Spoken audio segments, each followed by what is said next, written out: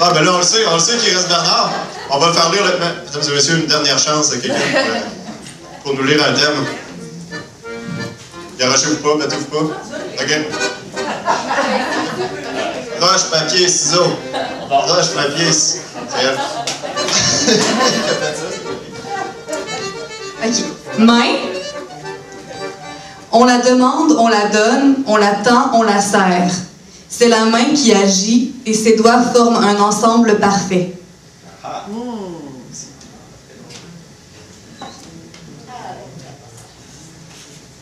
Bon, la main. Y en a-tu qui se souviennent de Passe-Partout? Ma main.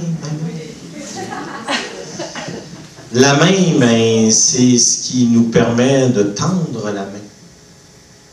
La main, c'est ce qui nous permet aussi d'exprimer la colère avec la gifle. La main, c'est une des premières choses qu'on utilise pour dire à notre enfant qu'on l'aime. Alors moi, j'ai quelque chose de très court, peut-être vous la connaissez déjà. Quand vous avez un enfant, vous lui prenez la main. Puis là, je vais déposer le micro, sinon ça ne marchera pas. Alors, celui-là est allé au marché, acheter un poulet. Celui-là l'a plumé. Celui-là l'a fricassé. Celui-là a tout mangé. Oh, le pauvre petit, il n'a plus rien. Il lèche le plat. Bon, j'ai fait la main. J'ai rempli mon contrat. Mais là, je sais pas, en voulez-vous une autre histoire? Ah, ok, d'accord. Les deux mains. Les quoi? Les deux mains. Les deux mains. Ah, ça, ben ça, les deux mains,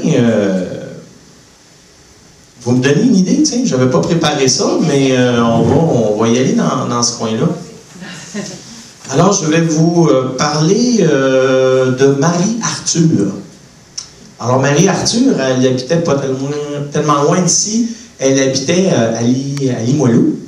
Mais son père, lui, travaillait au jardin zoologique. Il y en a ici qui sont peut-être trop jeunes pour se souvenir. On a déjà eu un jardin zoologique. Alors, il nous reste encore quelques animaux, mais on ne peut plus aller le visiter, mais bon. Passons, parce que si je vais dans le commentaire politique, on est ici pour toute la soirée. Alors, donc c'est ça, Marie-Arthur, donc son père est gardien du zoo. Mais ce que je veux vous dire, c'est que Marie-Arthur n'est pas pareil comme les autres, là. Tu sais, c'est pas ta belle femme blonde du coin de la rue avec qui tu es allé au cégep. Non. 6 pieds 7. 3 mètres d'épaule. OK? Une force de la nature, quelque chose d'incroyable. C'est sûr que quand tu as ce physique-là, pour travailler dans un jardin zoologique, ça peut aller. Hein? Mais là, on se disait toujours, qu'est-ce qu'on va faire avec Marie-Arthur et tout ça, tu sais, quand elle joue, puis qu'elle fait pas attention, elle fait mal à ses copains, puis tout ça.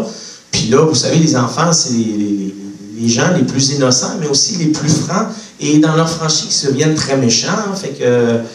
Sauf que c'est pas grave, Marie-Arthur, elle se fait une carapace, tout ça, mais il y a toujours la question qui se dit, on va faire quoi avec elle? Tu sais, imagine la paluche. Fait que... Puis en plus, ben, faut dire qu'elle est un peu espiègle.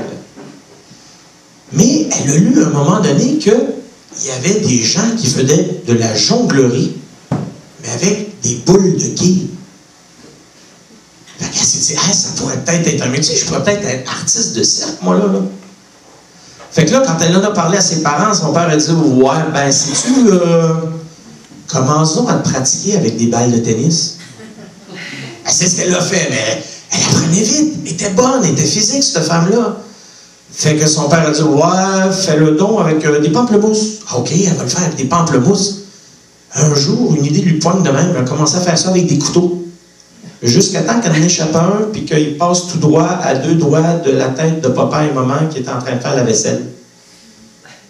Fait que là, elle était bien triste parce qu'elle se disait, bon, c'est quoi la prochaine étape? Fait que là, elle s'est acheté des boules de quilles, en secret, sans le dire à ses parents, avec son argent de poche, puis elle a réussi à jongler avec les boules de quilles. Mais elle grandissait, à un moment donné, les boules de quilles, c'est même trop facile. Hein? Puis il y en avait d'autres qui le faisaient. Non, elle voulait être originale. Fait que là, elle cherchait. Puis, quand elle a frappé l'adolescence, il y a un drôle de phénomène. Elle s'est aperçue qu'elle était capable de comprendre le langage des animaux et qu'en plus, elle était capable de dialoguer avec eux autres. Wow, extraordinaire! Puis ses préférés, c'était les éléphants. Ben oui, ils ont des grandes oreilles. Ils savent écouter, eux autres. Puis ils ont une espèce de grande sagesse. Elle vit longtemps, un éléphant. Fait que parle avec, jase avec les éléphants. Puis là, elle s'occupe d'eux autres. À un moment donné, sans faire exprès, elle tasse un éléphanteau qui s'en va rouler. Puis elle dit, serais-tu capable de rester en boule? Moi, l'éléphanteau, je peux bien essayer. Fait que le petit éléphant s'est mis en boule. Toi, es-tu capable?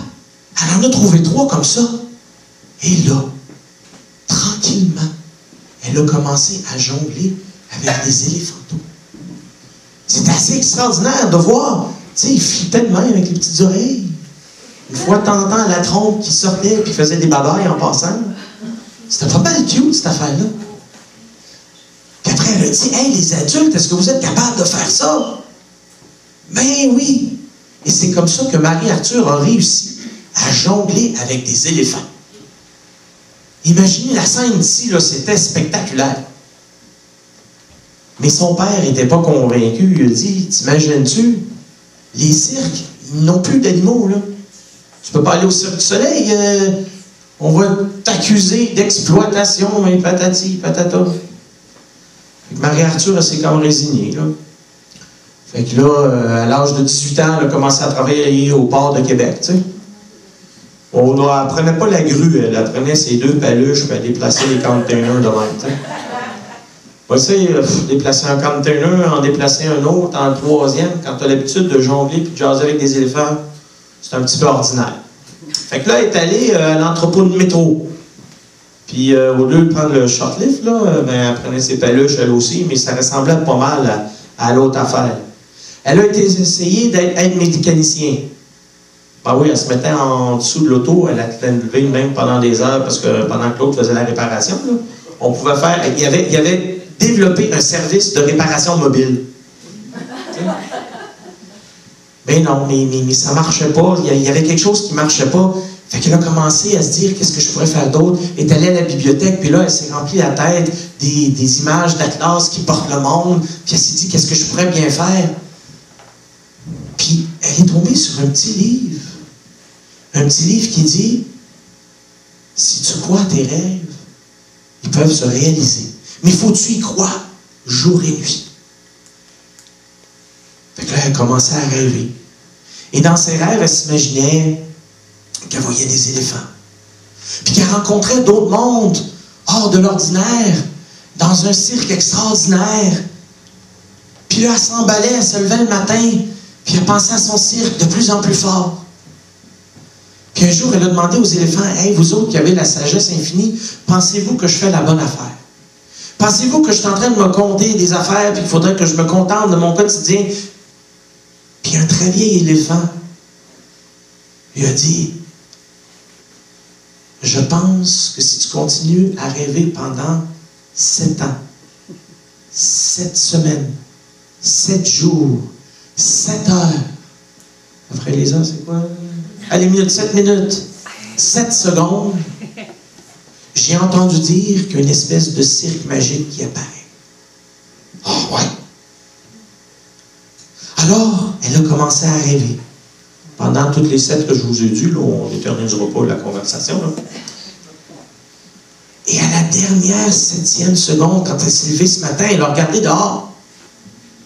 Et là, là-bas, il y avait une espèce de grosse tornade. Mais pas une tornade noire, là, tu sais, pas la tornade que tu fais ailleurs, ramasse les vaches, prends les enfants, faut qu'on s'en aille, là. Non, non, une espèce de tornade blanche, puis qui passait, puis qui faisait bien attention de toucher aucun fil, de toucher aucune maison. C'est là que Marie-Arthur a compris que quelque chose venait la chercher. Fait que là, elle est enlevée en dedans, elle a préparé ses bagages, elle a ramassé ses boules de quilles. Elle a dit aux éléphants, à la prochaine. Son père, sa mère lui a dit, mais qu'est-ce que tu fais, Marie-Arthur? Elle a dit, regardez, ça s'approche. Ça, c'est mon rêve qui s'en vient. Puis j'ai une affaire, je ne veux pas le laisser passer, mon rêve. Je t'aime, maman. Je t'aime, papa. Et c'est le temps de me laisser partir. Ils se sont embrassés. Les éléphants ont lancé de grands barrissements. La tornade s'est arrêtée et sans hésiter, Marie-Arthur est rentrée dedans. Et la tornade est partie. Fait que moi, j'ai juste une chose à vous dire. Croyez donc à vos rêves. Puis peut-être un jour, cette tornade-là va passer puis va venir vous ramasser, vous aussi.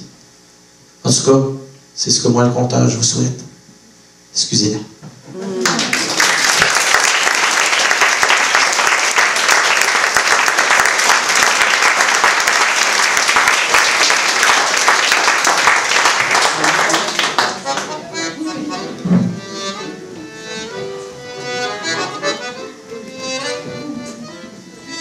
Fini. Merci tout le monde, merci d'être venu nous voir.